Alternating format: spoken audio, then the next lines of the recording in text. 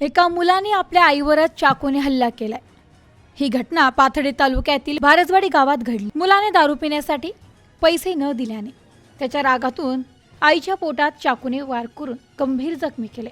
तर या प्रकरणी आरोपी अजिनाथ मधुकर ढाकणे या सोमवारी अटक करण्यात आली आहे। रंभाबाई मधुकर ढाकणे अशी गंभीर जखमी झालेल्या आईचे नाव आहे।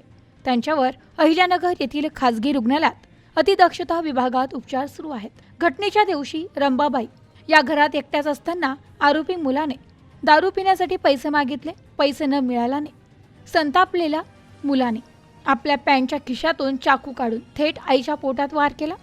जोरात ओरडल्याने घराजवळ असलेले नातेवाईक पप्पू बटुळे यांनी धावत महिलेला वाचवले आणि तात्काळ रुग्णालयात दाखल केलं। रंभाबाई यांची मुलगी मनीषा यांनी पाथर्डी पोलीस ठाण्यात फिर्याद दिली आहे। पोलिसांनी तात्काळ तपासाची चक्रे फिरून आरोपीस अटक केली आहे। तर पुढील तपास पोलीस उपनिरीक्षक विलास जाधव करीत आहेत। या प्रकरणामुळे परिसरात एकच खळबळ उडाली असून घटनेचा सर्वत्र निषेध होतोय।